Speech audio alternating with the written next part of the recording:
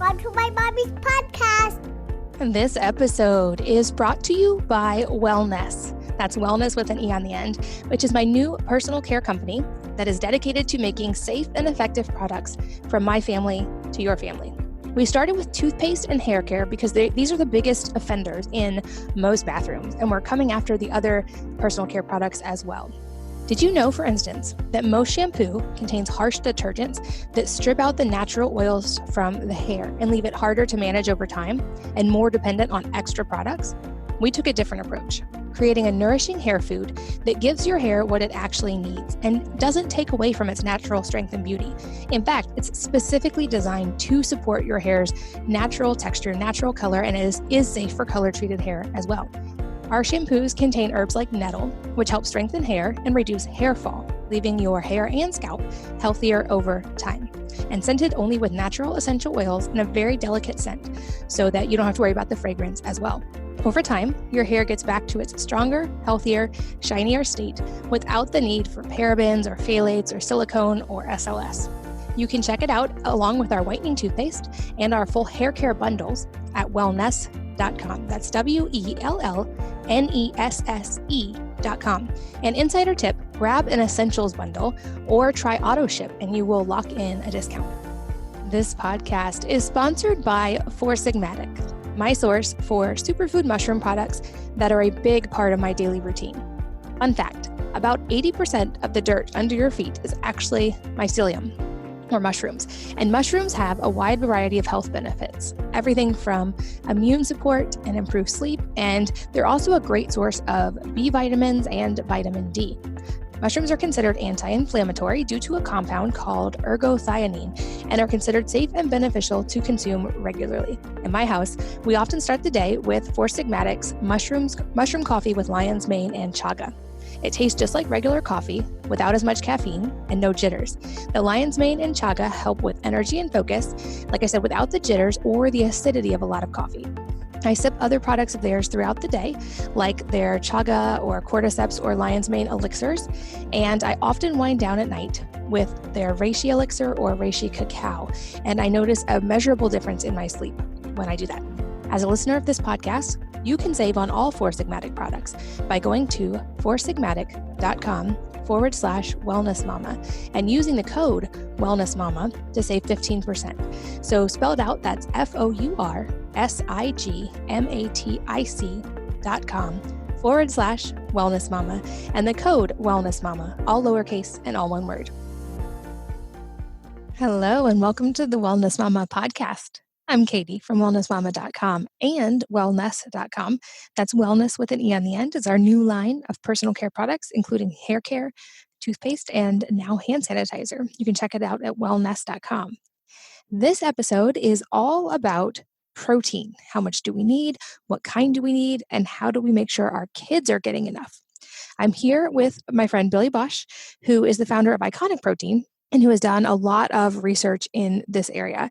You'll hear a little bit about his story in this episode, as well as tips for how to optimize your protein consumption depending on your athletic goals, your health goals, and just your overall dietary needs. So I know you're going to enjoy this episode. Without further ado, let's go join Billy. Billy, welcome. Thanks for being here. Hey, thank you for having me, Katie. I'm excited to chat because I think we have a lot in common, both in the health research side and learning about our own health, and also in running now health-related businesses. I always love to hear a little bit about someone's story. I, of course, know yours because we're friends, but for anybody who's not familiar with you yet, can you kind of explain how you got into the world of healthy protein? Certainly. For me, I've always had an interest in, we'll call it, health and wellness to varying degrees. Starting out early on in life, I don't know that it was there. Had a lot of arguments with mom and dad about, not eating vegetables. And I was a really picky eater when I was younger. And then when I got into my 20s, I got more into working out and taking care of my body. But I really still just kind of ate whatever I wanted to. I figured, hey, look, if I work out, then I have the pass to eat whatever I want. And of course, our metabolisms are a lot higher in our 20s. And I found myself in a bit of a quarter life health crisis. I'm sure some of your listeners can empathize with some type of health crisis in their life. And you have a bit of an aha moment and say, wait a minute, what's going on here? And for me, that was going to a doctor for an annual physical and realizing that I have high cholesterol and chronic acid reflux and other, health issues related to that. And the doctor says, hey, here's a couple of prescriptions. Take these pills every day and you should start feeling a lot better. Okay, so how long should I take this? Why do I need this? Oh, just kind of indefinitely. And I just thought that sounded crazy. Yeah. Yeah. And from there, I went to a dietitian because I thought, if food seems to be my problem, perhaps that could be the solution as well. And I went to a dietitian and she said, yeah, this is something that can be resolved with food. You don't have to take pills. And it starts with more protein and more fiber, because those are things that fill you up in a healthy way and curb your appetite, provide nourishment for your body, and help you make better decisions when you do get, hungry and are tempted to make the easy choice, which is, may not always be the healthiest choice. Yeah, exactly. I think for anybody who knows my story, there's similarities there as well. When I was diagnosed with Hashimoto's, it was kind of like, oh, you're going to have this the rest of your life, and you're just going to need to mitigate these symptoms for the rest of your life. And I wasn't okay with that. And it led to this whole research path of wondering, well, how did I get here in the first place? And is whatever caused it, can I undo that by handling those types of things? And in the last couple of years for me, actually, the protein thing has become a bigger and bigger key, because especially for women, I think like guys tend to have a better understanding of the importance of protein because of the muscle connection, or at least it seems like guys who have ever lifted or been in sports at various times. But I think women can shy away from protein, or at least we're just not is naturally inclined to consume enough protein as a lot of guys are. And so this is something I learned and have kind of been researching in the last few years, especially, is the importance of protein and all of the ways that supports the body. And obviously this is something you researched as well. So talk about what you discovered of why we need protein and how much do we need? Yeah, great question. And it's I know your story, and I know that a lot of the listeners can empathize with trying to figure out, okay, what's right for their body, and what do I need to put in my body to provide the nourishment it needs. And when it comes to protein, one of the common questions is always, okay, is it just for working out? Am I going to start growing muscles everywhere? Is it just like, there's this correlation that it's for the gym?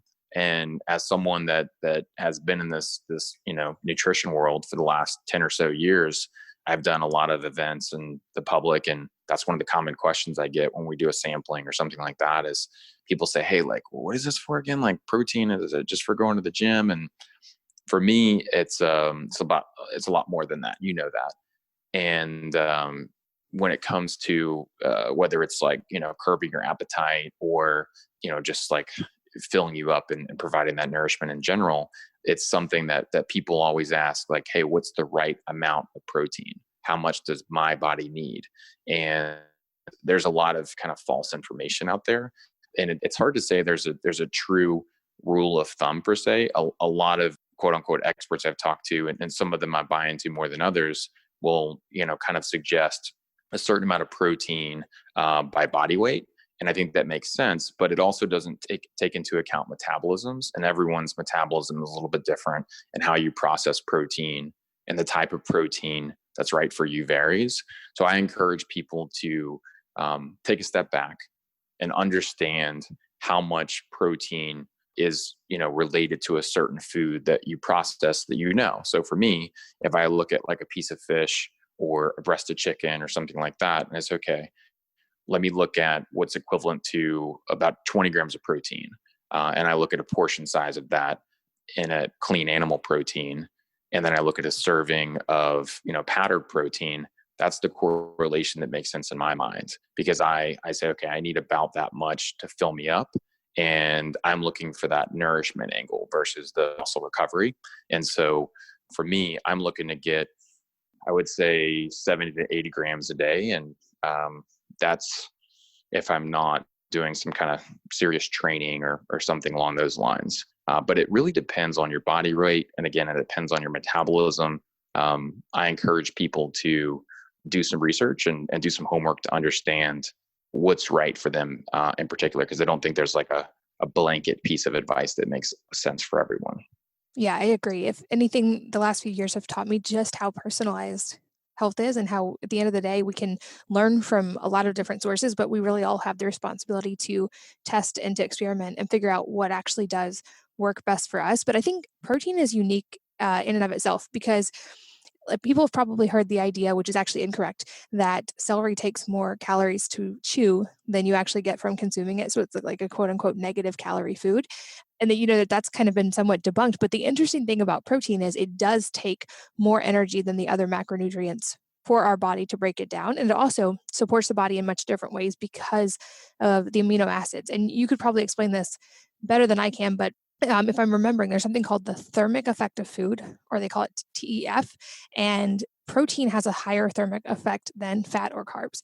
If I'm remembering the numbers, I think most protein is somewhere in the 20 to 30% range compared to carbs and fat being more in like the 5 to 15% range.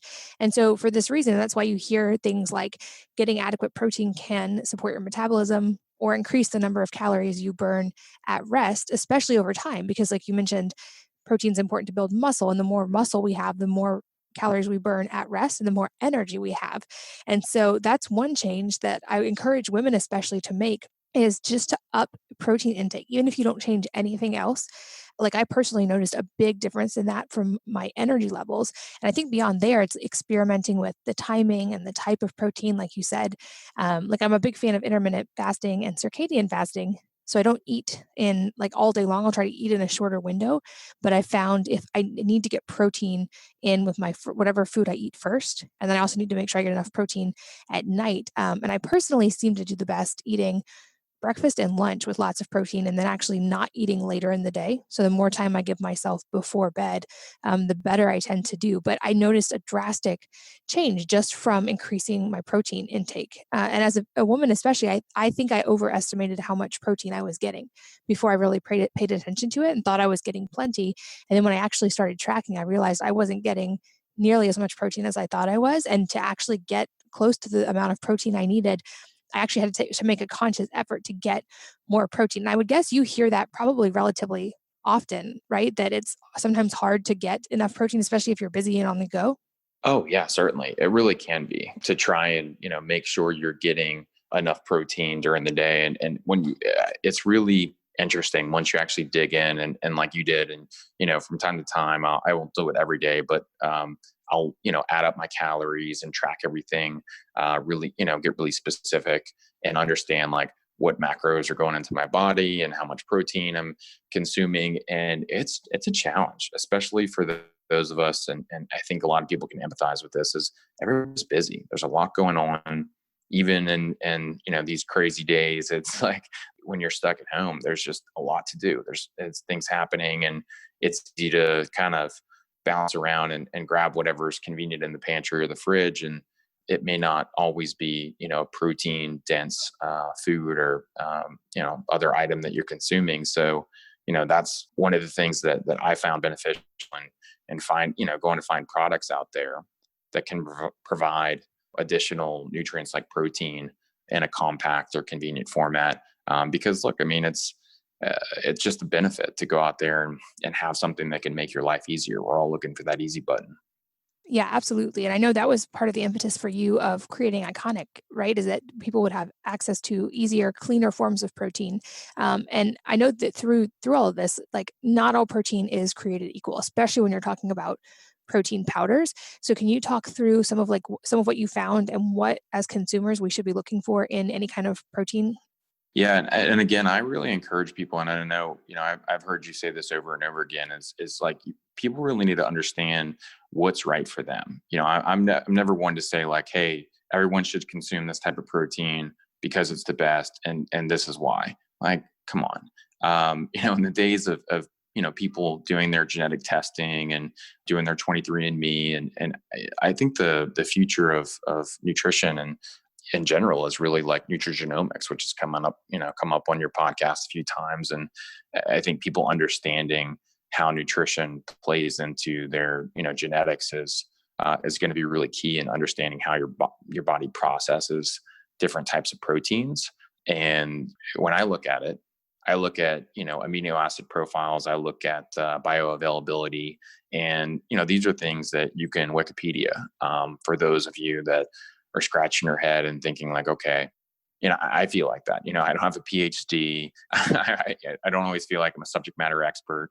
I know a lot about, a number of different things and, the protein field, but a lot of it's just self-taught. And a lot of it's kind of like, learning on my own, but understanding bioavailability in particular is just understanding how your body is going to process a protein. And, even as something as simple as a Wikipedia search will show that things like animal protein, specifically a whey protein, is going to be synthesized in your body a lot more efficiently than some of the other protein sources out there.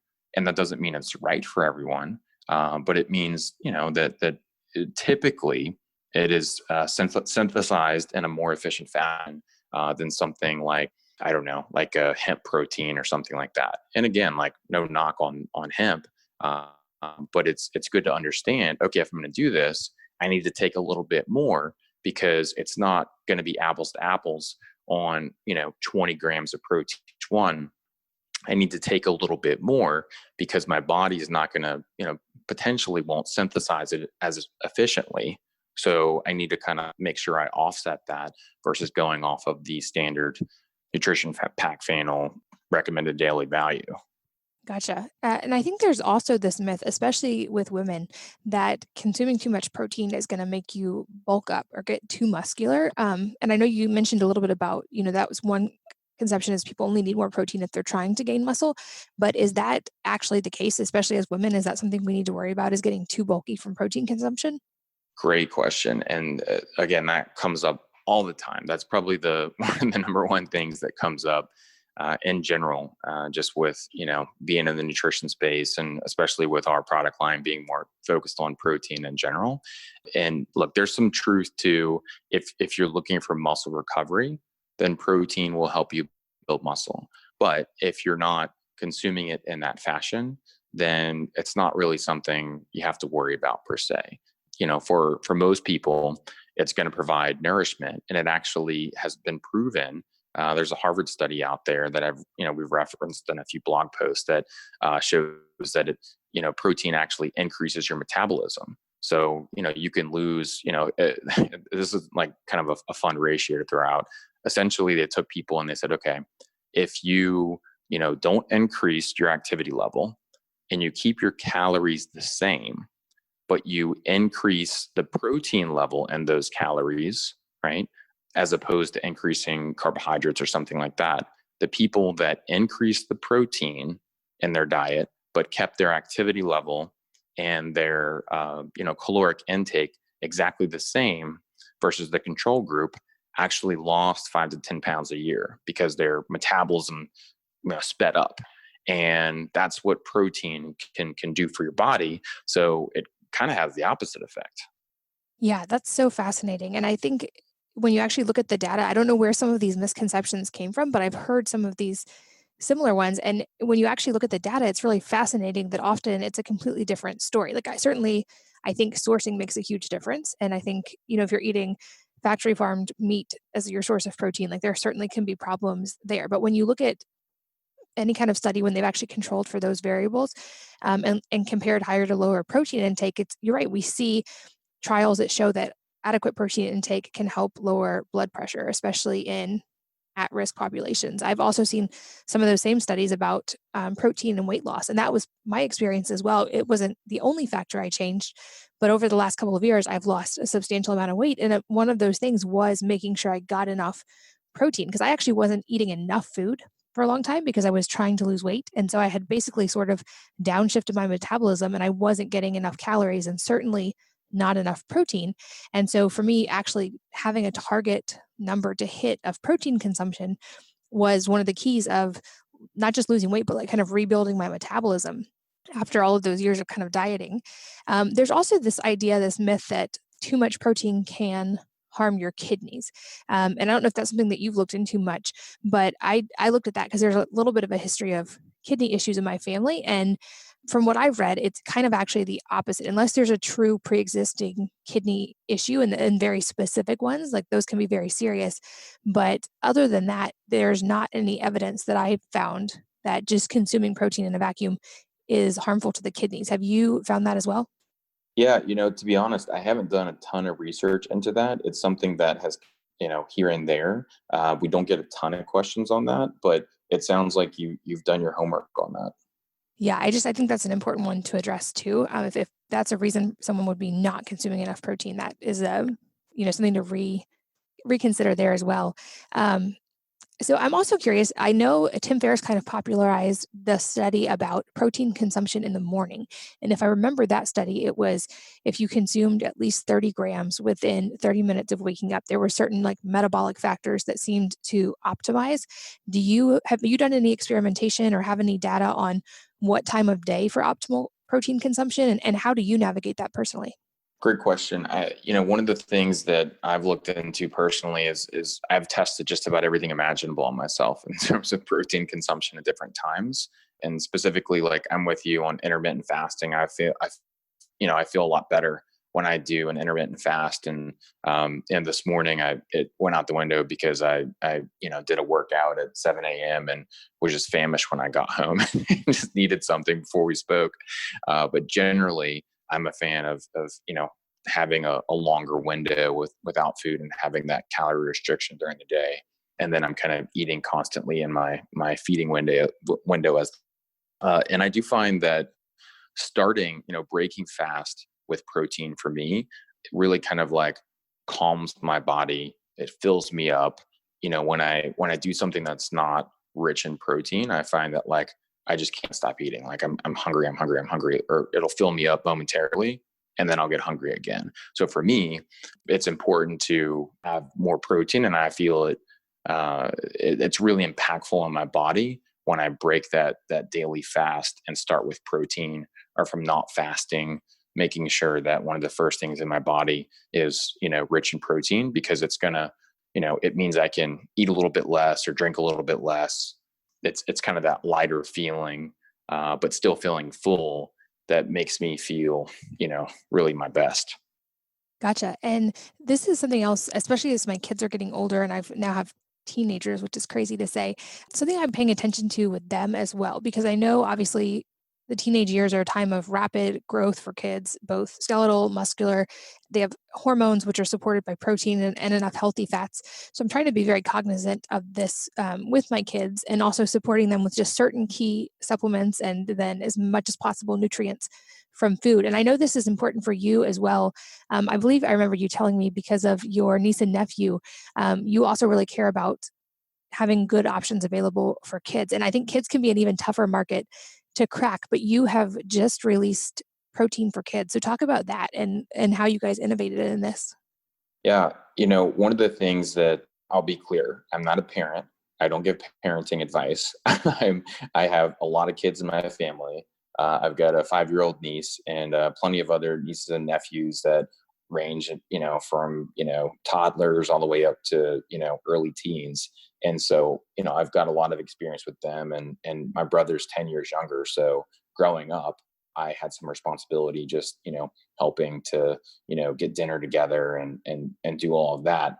But I know that as a kid, sometimes you're just picky. And like for me, I was so picky, I would literally take the green things and like take them off my. I didn't want to eat anything green.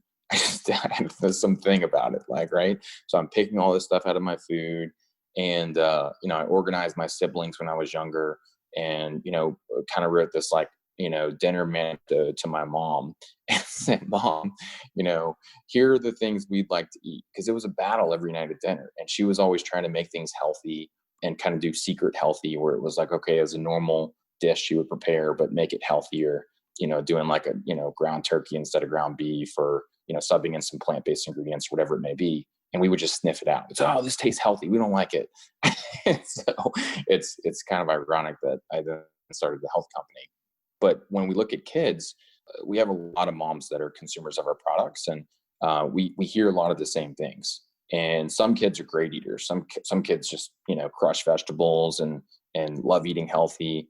but not all of them. And so, whether the kid's a healthy eater, quote unquote, or not, what we find is that one of the pain points parents have that they've reached out to us about is the kids get a lot of sugar. Kids love sugar. There's a lot of money spent in food marketing for high sugar, kids products that target kids. If you look at kids products in general, whether it's, juice pouches or, fruit in a pouch, whatever it may be, a lot of them are high sugar.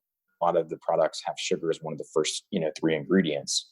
And, our crazy idea was, okay, well, why don't we start a kids line that has 0 sugar, has a full serving of organic green vegetables, and has some protein in it.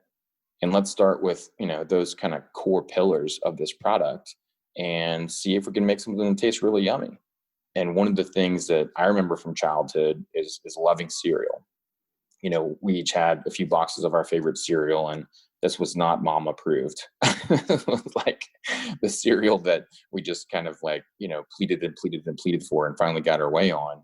But it tastes really yummy, right? So I thought, okay, what if we'll do our standard kind of chocolate, really rich chocolate flavor and a vanilla flavor, and then we'll do one that tastes like Fruit Loops, right? So we took Fruit Loops and Fruity Pebbles and those kind of fruity meals, and we put them in a bowl, put the milk in, and tried the milk after, and we made a drink that, I'm telling you, Katie, it's almost impossible to tell the difference between the fruity cereal milk and this fruity flavor. It's like Willy Wonka stuff. It's crazy. So we have a fruity fiesta flavor, we call it, and that's the third one. But yeah, that's the premise. Is like, let's make something that is a pain point for people, and really can provide like a shelf stable, clean label, 0 sugar snack for kids during the day. Yeah, I love it. I know we have some on the way. My kids are excited to try them, and it's great because they're also something easy kids can take on the go when school gets back in session, which will hopefully be next year, or even like kids sports. My kids are doing pole vaulting, and they definitely come home hungry and wanting protein. So that's an easy thing that they can take with them. And this episode is brought to you by Wellness. That's wellness with an E on the end, which is my new personal care company that is dedicated to making safe and effective products from my family to your family. We started with toothpaste and hair care because these are the biggest offenders in most bathrooms, and we're coming after the other personal care products as well. Did you know, for instance, that most shampoo contains harsh detergents that strip out the natural oils from the hair and leave it harder to manage over time and more dependent on extra products? We took a different approach, creating a nourishing hair food that gives your hair what it actually needs and doesn't take away from its natural strength and beauty. In fact, it's specifically designed to support your hair's natural texture, natural color, and is safe for color-treated hair as well. Our shampoos contain herbs like nettle, which help strengthen hair and reduce hair fall, leaving your hair and scalp healthier over time. And scented only with natural essential oils and a very delicate scent, so that you don't have to worry about the fragrance as well. Over time, your hair gets back to its stronger, healthier, shinier state without the need for parabens or phthalates or silicone or SLS. You can check it out along with our whitening toothpaste and our full hair care bundles at wellness.com. That's WELLNESSE.com. An insider tip, grab an essentials bundle or try auto ship and you will lock in a discount. This podcast is sponsored by Four Sigmatic, my source for superfood mushroom products that are a big part of my daily routine. Fun fact, about 80% of the dirt under your feet is actually mycelium, or mushrooms. And mushrooms have a wide variety of health benefits, everything from immune support and improved sleep, and they're also a great source of B vitamins and vitamin D. Mushrooms are considered anti-inflammatory due to a compound called ergothioneine and are considered safe and beneficial to consume regularly. In my house, we often start the day with Four Sigmatic's mushroom coffee with lion's mane and chaga. It tastes just like regular coffee without as much caffeine and no jitters. The lion's mane and chaga help with energy and focus, like I said, without the jitters or the acidity of a lot of coffee. I sip other products of theirs throughout the day, like their chaga or cordyceps or lion's mane elixirs, and I often wind down at night with their reishi elixir or reishi cacao, and I notice a measurable difference in my sleep when I do that. As a listener of this podcast, you can save on all Four Sigmatic products by going to foursigmatic.com/wellnessmama and using the code wellnessmama to save 15%. So spell it out, that's FOURSIGMATIC.com/wellnessmama and the code wellnessmama, all lowercase and all one word. To switch gears a little bit too, I know firsthand now just how much goes into running a physical products company. We're navigating that as well with Wellness, and we're in the first few months of that. And it's a lot to juggle. And there's actually quite a few listeners who run or manage businesses in some way. And I think there's overlap here as well, because as an entrepreneur, you really do have to have your health kind of dialed in to be able to operate at the highest level. And I always love to hear from other entrepreneurs kind of what your daily routine is like and how, if you have any tips for navigating that also can just kind of transfer to moms who a lot of moms are juggling a lot more than they normally would right now with kids home and the world being so different. So I'd love to hear any routine tips you have. Yeah, it's funny. I do a lot of experimenting with my routine and trying different things. And a lot of my close friends and family kind of roll their eyes whenever I've got a new addition to my routine or subtraction. But it's one of those things that no matter the routine, for me, the theme of whether it's seeking knowledge on nutrition or seeking knowledge on how to start a business, because how would I ever know how to start a drink and powder company, which turns out it's a lot harder than it sounds. I thought I'd be, I'm 8 years in here. I thought, this would be like year 2. I would have achieved where, the level we're at now. Turns out it takes a little bit longer, but the theme has really been, if you don't know something, figure it out. And it gets down to resourcefulness. And that's a big part of what goes into figuring things out with the business as a whole, and even for parents. I think the theme of resourcefulness is what I hear from people is really key. Again, I don't give advice on parenting. By no means any type of expert in that realm, of course, but my friends that are parents tell me it's all about constantly figuring things out, whether they have their business or they're just working on being better parents or dealing with issues with the kids. A lot of it comes down to resourcefulness. And one of the other things that helps in just managing stress of a business and life in general is really kind of like, for me, it's come down to a daily routine. Right now, I'm trying bucketing my days. So, Monday will be marketing, Tuesday will be sales, and then we'll do supply chain. I'll kind of set things out. And it doesn't mean that other things can't come about, but it means that generally I try to stack meetings for those things on those days. And it helps me start to kind of organize and focus. I think a lot of people maybe be able to empathize with a challenge in focusing, because there's still analysis these days, whether it be with news or, family, issues that come up or things going on with your friends or whatever it may be. There's just a lot going on in life. And it's really easy to get in contact with people, whether it's social media or just phone and text, whatever. So I think like having focus in your life is beneficial. And for me, that comes down to bucketing my days. It comes down to a 10-10-10 in the morning, which doesn't happen every day, but I try to do it, which is, 10 minutes of meditation, 10 minutes of planning for the day, and then 10 minutes of some type of education. So, I'm working on learning some Spanish right now. So I'm doing, a little bit of Duolingo, but it may be reading a few pages in a book. And that really helps me, start the day in a fresh way with a calm mindset. Yeah, I love that. I'm a big fan of batching as well, especially right now with there not really being, like with all my kids home and there not really being any normal routine and kind of everything running together. We're having to create that routine, and batching has been really helpful. For me, it's also things like I'll cook in batches and work in batches, and then have more and more time outside with the kids right now, which I think is really important as we navigate all of this.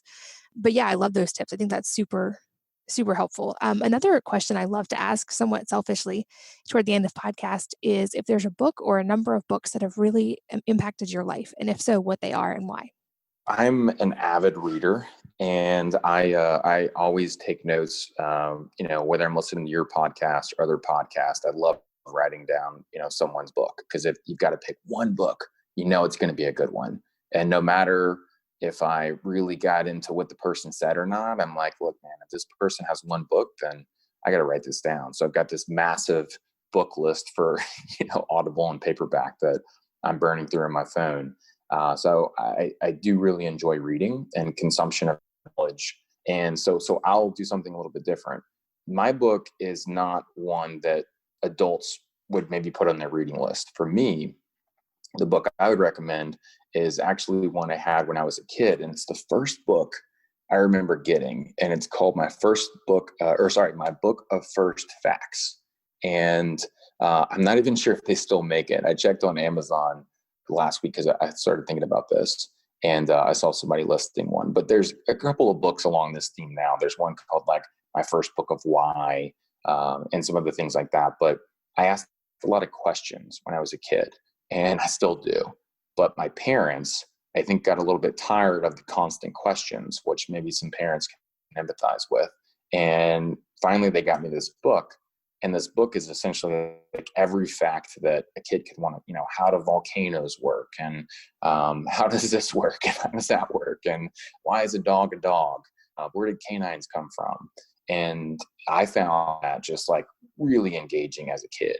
And that started stimulating my brain to continue to think about why. And this, really, I guess, encouraged the discovery of knowledge and finding something out if I didn't know early on. And that was kind of a fun way to do it, because there's a lot of pictures in the book and things like that. So that would be my one book recommendation. That's a new one. I love it. See if I can find it on Amazon to link in the show notes. And that brings up another great point that I always love to ask other entrepreneurs, which is, can you pinpoint any things that your parents did that led to your mindset of being entrepreneurial, or that were supportive of you in becoming an entrepreneur? Because that's a big core value in our family, is to at least give our kids the foundation to be entrepreneurs if they want to be, and something we think really consciously about. And I'm curious if, looking back, there were any things that your parents did that you can now look back and say that were helpful to you in your entrepreneurial journey.